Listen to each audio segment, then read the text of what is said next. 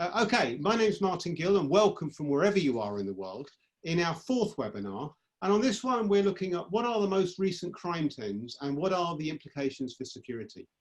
And I've invited today 3 experts, and typically we have security experts. This time we've got professors of criminology, people who are studying crime and the world of crime prevention. Our chance to learn from those who are researching and thinking about this in their everyday lives. Just to let you know, we've got a question and answer button at the bottom of your screen.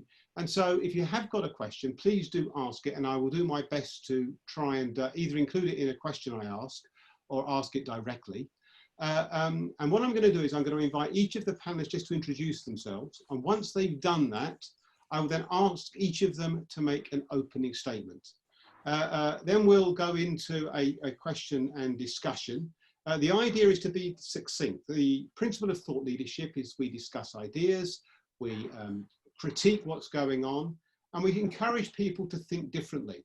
And what we do know is whatever is produced in the future in terms of crime prevention and security will in part depend on the quality of debate now. So that's the context in which we hold this webinar. And I'll tell you a bit more about other webinars and how you can follow up from this after we've had the discussion. So let me ask each of the panelists first to just introduce themselves. Vania first. Oh, hello, Martin. Thank you. Thank you for inviting me for taking part of this webinar. My name is Vanessa Kata. I am a professor here of urban security at the Department of Urban Planning and Built Environment at the Royal Institute of Technology here in Stockholm, Sweden. I teach, I do research mostly on situational crime prevention, the geography of crime, quite a lot of things that has to do with the urban environment, crime, and fear. Routine activity has been quite strong on what I do. So I'm very much interested on the effects of the changes in routine activity in crime.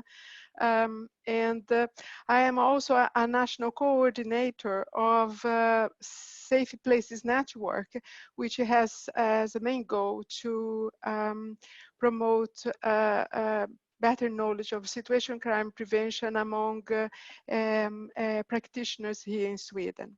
Vania, thank you very much. And I know the Safe Places Network are tuning in as well. Rob. Hi, I'm Rob Morby. I'm visiting professor of criminology at Harper Adams University in the UK and editor of Crime Prevention and Community Safety, an international journal.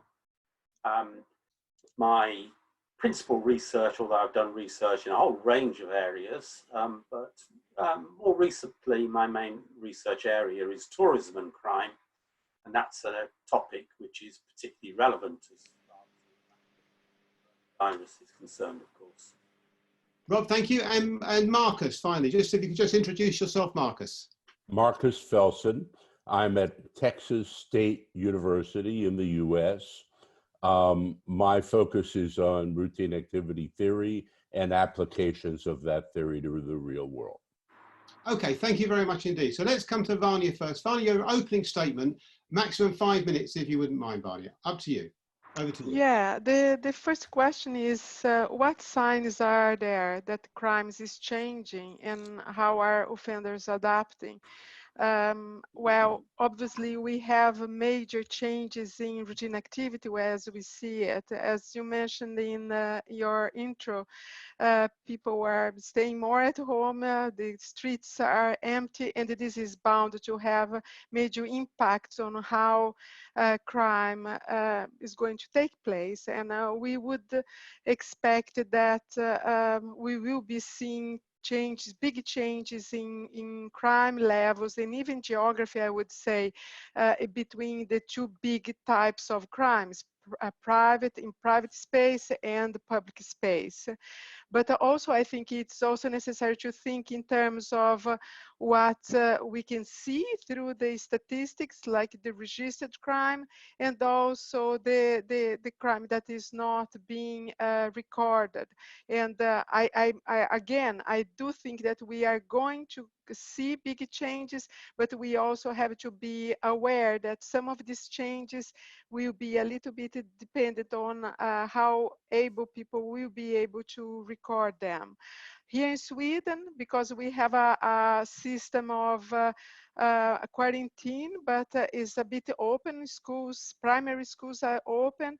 We will be expecting to see street crime maybe decreasing, although we see that lethal violence with weapons seems not to have a change or being affected, partially because we are talking about crime-prone groups that are risk takers, I would say.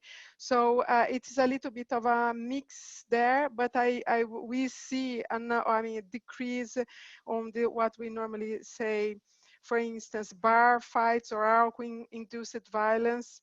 They are reduced to less circulation of people in high-risk areas in inner city, I would say. We would expect also less residential burglary due to the increased amount of people at home, guardianship. Although I have seen some evidence from some regions here in Sweden, the police region, showing an increasing of, for instance, residential burglary in apartments, which might be related to maybe attempts to fraud, or just the fact that people are more at home and maybe more sensitive and willing to report different types of disturbance that they would otherwise wouldn't see it. So we also would be talking about increasing in violence, family violence, due to increased stress, close quarters. But even here, we see a mixed evidence so far.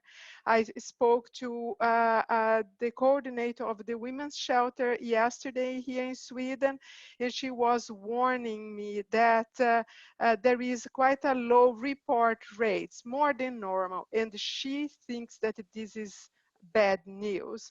Why? Because this looks like a little bit like Christmas. People are maybe coping more with different types of abuse, and she was being anecdotal and talking about all sorts of new abuses between mother and son that you wouldn't believe it. So I do think that there are things going on that we need to know and understand more in terms of the dynamics of these indoor crimes.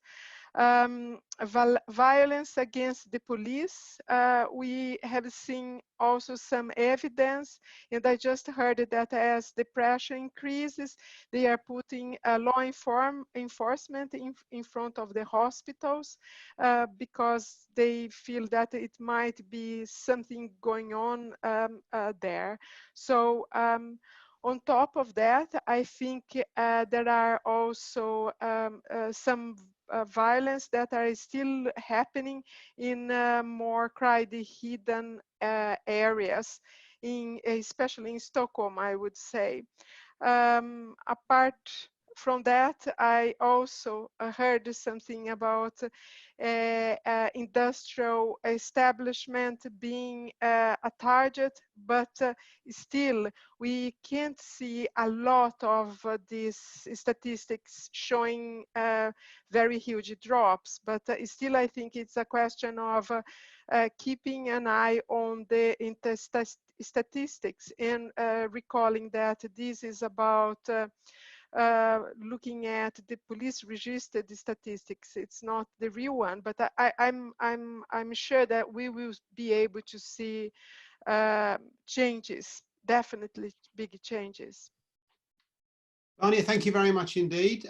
Please do begin to get your questions lined up using the question and answer panel at the bottom. And I'll come to Rob. Rob, your opening statement, please. As Vanya said, clearly our routine activities, our lifestyles, the way we go about our everyday life has changed quite dramatically in the last few weeks. It may vary between different countries, but overall it's meant a much more restricted lifestyle for a great many people. If we try and look at the impact that that's had on crime, it's difficult to tell.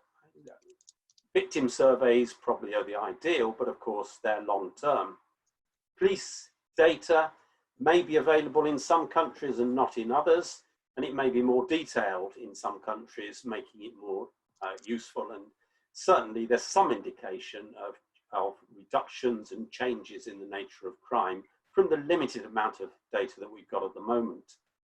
The problem with police data, of course, it isn't always available. And ironically, when in my force area in Devon and Cornwall, the web page, which normally shows a breakdown of crime in different parts of the force area, was up and running 4 days ago and was taken down 2 days ago, ironically, because the police had more important things to do than keep the web page up and running and up to date. So they not only took it down, they took all the data from last month, the month before, etc., down as well.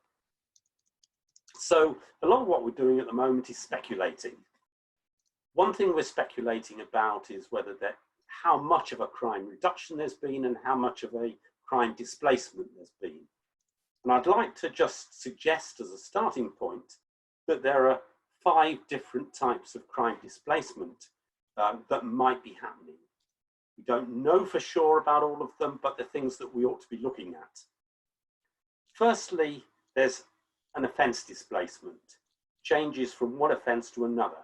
So as Vanya said, more people are spending more time at home. That means that houses are better protected, homes are better protected than in normal everyday life, and whereas a lot of businesses have closed down. So we might find a shift from offences like burglary against houses and flats towards offences against businesses that are closed. Secondly, there's space displacement. What I mean here is the difference between real space, the streets, and virtual space, crimes online, and the extent to which people spending more time indoors, offenders as well as potential victims, taking to the internet to commit far more offences. And certainly the monitoring bodies worldwide are showing that something like, I think it's 300,000 new scams, which are specifically related to the coronavirus outbreak, have been up and running in the last couple of months. The third example, technique displacement. A move from conventional burglary to distraction burglary. We've heard cases, okay, people are at home more, but distraction burglary, where someone turns up on the doorstep and manages to con their way into your house. Of course, the coronavirus outbreak gives an ideal opportunity for adept burglars to con their way in terms of trying to ensure that the house is virus-free, or to check out the house in various ways. And certainly there's some evidence that that may be happening more than was the case a few weeks ago. The fourth example I'm suggesting is location displacement. Location from, as Vanya said, maybe less violence on the streets. Rioting outside supermarkets may still exist, but nighttime economy has closed down for all intents and purposes. But of course, violence in the home, violence against partners, but also conflicts between neighbours. If there's excess noise or people not social distancing, may be increasing. And the final example I'd like to throw at you is displacement of target. So if we talk about burglary, I'm suggesting that household burglaries may be less, but there are certain types of property where the opportunity for burglary of houses is more than it was in the past. I'm thinking about second homes. People with second homes who have been expressively told not to go there, staying in their 40-week-a-year home. Of course, that means that there's a second home where I live down in Devon and Cornwall. There are a lot of them that your local burglar can almost guarantee is going to be unprotected over the Easter holiday. So that might be an opportunity for increase. But I think at the moment, there's a little bit of hard evidence. There's a lot of soft evidence. There's a lot of speculation. And that's where we're perhaps going in the next few months, is to looking at how far that speculation, hypotheses if you like, bears fruit if we look in more detail at the facts as they emerge. Well, thank you very much indeed. Marcus, your opening statement, please. All right, I don't completely, really don't agree with Rob that I don't think displacement is much of an issue. For example, if people no longer are breaking in your area, but they're breaking in the vacation area, those are not the same people. Those are the people who live in the other area. The second, the people who are doing the online crime are not the same people doing the nearby. The third is the people, the apparently great decreases in residential burglary are not replaced by fraudulent entry. Those are probably different people, and they certainly aren't the same numbers.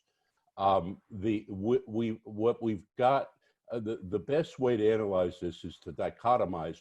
By the way, I believe that the anecdotal data have never been more powerful than now.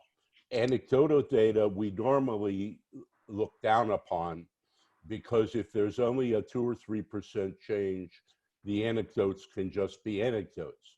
But when there's a 40%, 50%, or 100% change, the anecdotes start to be very powerful because there's so little error possible.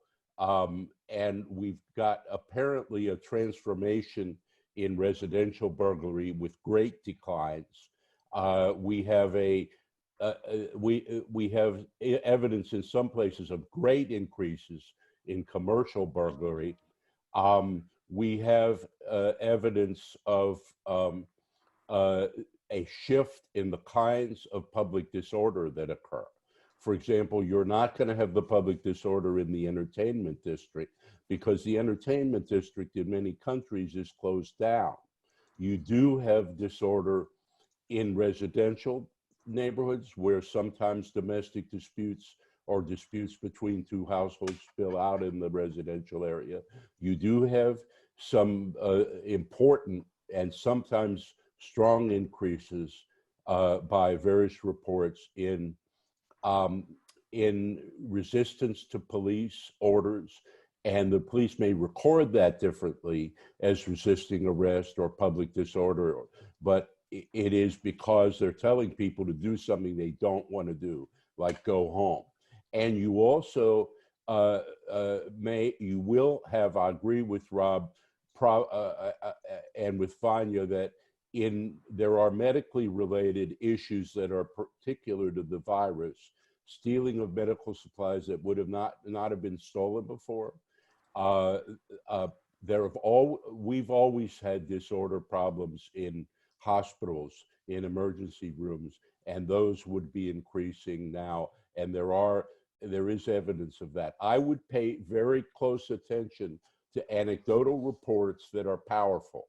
For example, if the police and other frontline people are telling you there are major increases in a problem, I would believe that even without further statistics, provided you interrogate them a little farther and make sure exactly when, where, and how it is. I'm resistant to the displacement notion. I think we've got basically overall declines that are quite noteworthy, but the composition different. There's an exception to that. In places with very high density, in our country, New York City, you may have increases that are more dramatic, for example, in commercial burglaries, that offset and overcome the declines in residential burglaries. That is because the offenders can easily reach the targets in a high density city. You also have to look at the crime maps, which very likely shift to areas of mixed land use where offenders can get to the targets pretty easily. Marcus, thank you very much indeed. Let me just, Rob, do you want to come back on the displacement issue very, very quickly?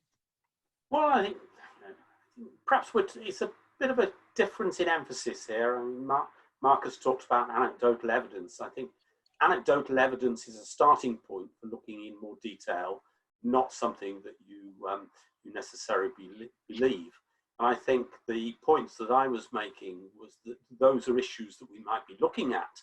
And of course, people who've looked at displacement in more detail, not every offender transfers from one offence type to another or one location to another, but some do, and if needs must, offenders will adapt. I think very clearly the second home issue is one that second homes are generally burgled by local people, not by people commuting to or visiting the area as tourists. And I would expect that in tourist areas that if people are staying at home more, the places that aren't occupied, second home, might become the targets for burglars who would maybe not have seen them as their first choice before. Okay, let's thank you very much indeed. Let's move on. So we've got some questions coming through, and one of them from, and I'd ask you to ask your questions on the question and answer button if you can, audience. But John Arundel has raised this issue about what's this all going to mean for crime prevention in the long run. Is there going to be a change of emphasis? Is there going to be more interest in this area? One of the things that's coming through previous webinars is this whole area of security and crime prevention hasn't been in the news. It's all been about health. And yet this crime issue's been cropping up. I'm just wondering whether you've got any thoughts. I'll come to you first, Vanessa, about what this means for the whole world of security and crime prevention. Is it adapting sufficiently quickly? What needs to happen? Well, I can talk a little bit based on a number of interviews I have done with a number of people working with crime prevention here in Sweden. It's particularly in one of the areas that are quite hidden by the coronavirus. And one of the things that it's really clear is that the coronavirus is also, spotlighted how our infrastructures is not as well prepared as we thought it was, and that this really put people a bit, they get a little bit lost in terms of, and here I'm not talking only about crime prevention, but overall infrastructure. It can be in terms of, the threat of not having the total number of beds per inhabitants or things like that, but also things that are more related to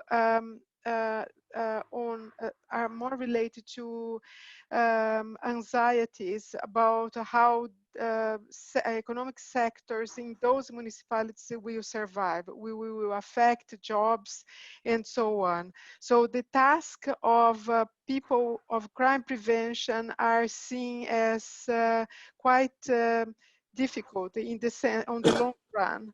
Right now, they are trying to keep the talk, the cooperation using the kinds of techniques we are using today, but they are seeing, of course, a bit of adaptation on the daily type of work that they normally do. Not in terms of maybe the police work, but more in terms of how they coordinate normally the tasks. One of the things that I think they come out from what I heard is that they feel that they needed to be much more flexible. To some extent, they have to think in terms of what is there for them in terms of evidence, what is the problem, new problems.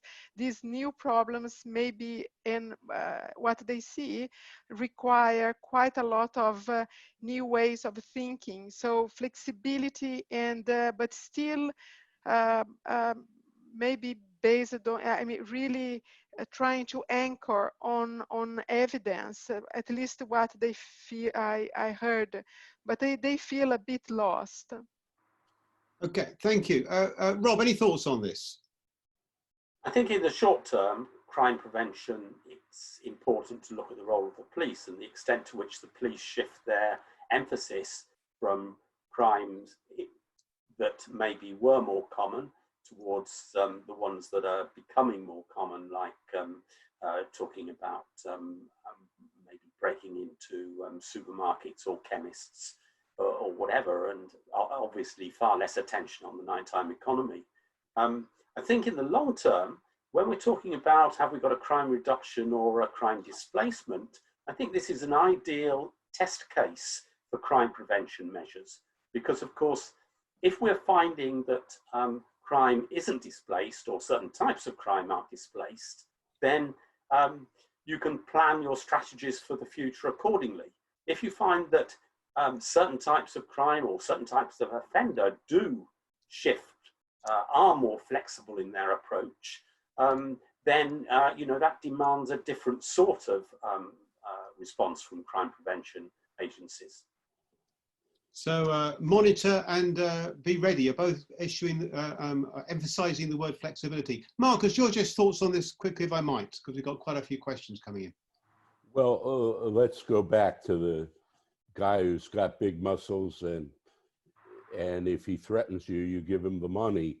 That's a different situation than the person who's got computer skills, but isn't big enough to hit you. So we have to think about that, think about the different skills involved for carrying out crime.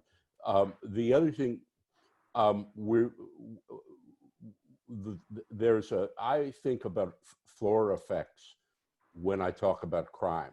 For example, lots of middle-class kids break into stores and homes and steal things and smoke pot and do things they're not supposed to do according to society.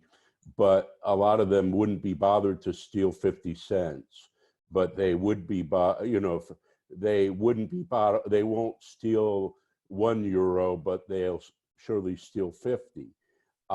So what are the floor effects? Well, it turns out the homeless have a lower floor. They will steal small change. Now we find that people are stealing toilet paper, which they wouldn't have stolen before. However, in a poor country, people will steal toilet paper. But now, from a point of view of toilet paper, the US is a poor country. And we see that there is a shift in what people are willing to target. And that is an interesting case because it tells us something about how offenders think. The availability is an issue. And if there is a farther erosion of people's economic position, they may begin to steal things they would not otherwise steal. And that may have to do with availability more than the price. But these are things, by the way, people were stealing medical supplies. They were hoarding. There's been a lot of fraud involving medical supplies. I don't think they're the same people. Some of them may be, but overall, you do see shifts, and you do see shifts in how to do the crime prevention, and in the definition of crime prevention. Finally, my final point, I think that this is a cruel experiment that basically vindicates routine activity theory. You can't say that the crime reductions in residential areas and in residential burglary are due to a declining stress or strain in society. There's increased stress and strain. And so a lot of the traditional sociological theories just are not working. And we just have to face that. I've got 3 degrees in sociology, and a fairly long time ago, I realized that it was not working. Very interesting. Thank you very much. We've got some questions here, and really playing to that point, Marcus, 2 different ones. David Dodge in South Africa is saying that they prohibited all alcohol sales during the current 3-week lockdown. And the police there are reporting huge reductions in the most serious violence, such as murder, rape, grievous bodily harm. Do panel members think that the outcomes may be repeated elsewhere if the same restrictions were applied? question 1. And Paul Chaves, I'll take them together because we've got to pack a lot in, from Costa Rica says, he's asking about drug trafficking, where, and I wonder whether I could perhaps ask you, each of you in turn, just to comment on either one or both of those, as succinctly as you can. Let me come to you first, Marcus, because it follows on slightly from what you've just been saying. Okay, drug trafficking often depends on transit between nations and across states in the US, and so it is probably impaired. And also outdoor sales are out, and outdoor sales feed indoor sales. So that's one issue. There'll still be drugs, but now let's go to alcohol.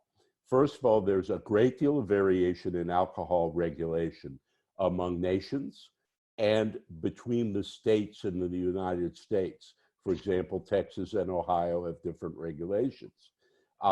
That is going to, and also differences in by the package, delivery, all this. Kentucky, by the way, just decided, Kentucky is our leading producer of whiskey. And in Kentucky, you can now deliver whiskey to your door. They changed the law. So, so all of this is going to show, and there are going to be some great doctoral dissertations after this all settles. But in the meantime, what about all the people who die? The liquor policy is going to be central for a lot of things, including mistreating women, because a lot of mistreatment of women to various degrees, ranging from harassment to murder, is related to alcohol excesses. Thank you. Vani, I'll come to you. Same two issues, alcohol and drugs. They feature prominently in discussions. Your thoughts, please. Yeah, alcohol and drugs. Here in Sweden, we have been talking about this, and before I would connect the issue of alcohol, I think it would be also important to think about the number of people on the streets and what that means perhaps for, because one of the comments was on for instance, how alcohol would affect, for instance, sexual crimes like rape. And so here in Sweden, we haven't closed down the Systembolaget, which is the national outlet selling places for that. And we expect that maybe violence indoors will increase because of an increase of consumption of alcohol. In terms of drugs, but there is another issue is stalking and outdoor rape, that you don't necessarily need to have alcohol involved, but anonymity and isolation, it's really key. And the streets are empty now, and so one of the things I'm looking now is see if rape is increasing, because anonymity is like robbery. It does need to rape does need to demands actually not many people in the streets, or a lack of guardianship. Another point I want to make about drugs. Here in Sweden, they say that violence in some of the areas where we have the selling of drugs and drug markets will tend to increase just because of the conflicts between the different groups that sell these drugs. Why? Because the borders somehow are closed there. And so, as Professor Felson mentioned, the trafficking or the moving in or flow has stopped, and this is bound to have an effect on the violence, because groups might increase, well, violence between these groups might increase. Thank you. Rob, just if I could quickly to comment on this, because I've got other questions I'd like to line up to. Just any thoughts you got about the alcohol and drugs? Yeah, let me just talk a quick word about drugs. I think it's perhaps a good example of how the modus operandi will shift. We might get more of a homegrown drug market or home brewed drug market, We might maybe get different strategies for buying drugs on the streets. In Britain, you're allowed to go out for exercise, of course, and therefore passing on drugs from a bicycle or by jogging along the road will take over from passing it on in street corners, maybe. But I'm speculating. It's not an area that I know much about. Thank you. One of these, in fact, it's an interesting point you raised there, Rob, because Paul Barnard has said, okay, speculation is one thing. Presumably, we would expect a lot of studies about this going forward. You alluded this to Marcus about PhDs. I mean, are you aware of any investment going into studying this? Just any of you? Is there any any indication? Marcus, you're nodding. Let me come to you. Just very quickly. I know of about 3 articles already in process, maybe 4. So yes, there are people studying it. But right now, the fastest information is being provided by police press releases and news articles. And they do seem to have enough details to be pretty interesting and pretty useful. So how do we, and this is a question from Matt Cameron, get more discussion about these issues in the meantime? Obviously, quite understandably and logically, the agenda is dominated by health issues. But some of the points you're raising here are quite serious. I mean, Jodie Reed, for example, is talking about in Calgary how there's been incivilities, people being aggressive, spitting on people, shooting up and displaying weapons were confronted. More blatant attempts by opportunistic criminals to get access to commercial buildings. There are other examples here as well. Clearly, this is serious stuff. Is there a way in which we can frame public debate or influence public debate so that these sorts of issues are going to come to the forefront? Vania first, perhaps. Well, I do think that the best we can is try to motivate why this should be important to be studied at. And I think right now we still don't have a completely picture because the statistics are not there, but I think the impact of what is happening now is going to be major in terms of, I would say, loss of jobs and things like that. So I do think that there will be much more of certain groups will be more victimized. And I think that is, as Marcus said, others that wouldn't consider to commit a crime, they will, just because they feel more motivated than in the past for different reasons, because they don't have jobs or just because of the circumstance. My point is, and I don't think that this victimization or vulnerability will be randomly distributed across society, and neither across the cities. So it will be, I think, much important to highlight areas that have or groupings and areas that were already at target and more vulnerable people, and especially those in areas that are maybe lost or will lose their jobs.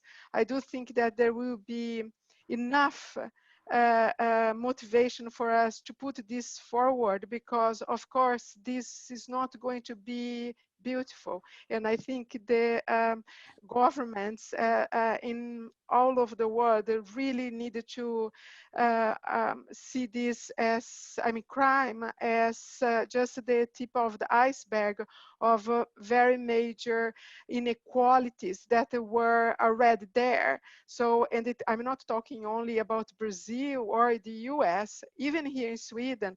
So I do think that we have enough in our plates to motivate what is to come. Do you agree, Rob, or do you think there's going to have to be some sort of incentivization or influence from another quarter? I think I agree with a lot of what Vania said. I think perhaps a slightly different emphasis going back to the issue of what research is being done. At the moment, Marcus mentioned 3 or 4 studies ongoing. I think probably looking at monitoring police statistics at the moment That's something that we're doing, or hoping to do, have just been stopped doing, as I said before, because of the data is suddenly not available. But we're going to look at that in terms of the impact of the coronavirus situation on crime in holiday resort areas. Another area which there's a lot of research on the health side, but as far as I'm aware, nothing from the crime prevention or criminology side, is doing surveys of the public through using programs through Prolific or Mechanical Turk, and looking at public perceptions of safety, fear, concern, police-public relations. We've talked about police, the way the police have been reacting to the current situation, but I think that's also going to have a big impact on police-public relations in the future, because a lot of the population are going to see the police as being too heavy-handed in certain respects. So there could be more conflict in that area. Now, you know, on Prolific and Mechanical Turk, there are a lot of surveys asking about your health preventative measures. I haven't seen anything that's looked at crime. I might have missed something, but you know, I think that's another dimension that might be pursued. Okay, we're running out of time here. Just Charles Olu from Kenya has been saying, here's a surprising twist, that recently there's a statement from Cape Town, Africa, that different gang groups that have been in conflict for a long time have suddenly united their efforts to distribute food and essential medical supplies to members of the public. He asked, what does this mean? But I think perhaps I'll come to a question on that from Parnell Lee, who says, what trends have most surprised you? And I'm going to ask you just for 30 seconds each, please, as a final comment, because we're running out of time. The most surprising sort of trends that have surprised you, and any very quick thoughts on what we can do about this. 30 seconds if you wouldn't mind. Marcus first. Well, the same has been reported in Central America, and what I think probably is happening, this is a preliminary interpretation, there are areas where the central government is very weak, and in effect, the gang is a local government. It is in effect they're like a warlord, the local warlords.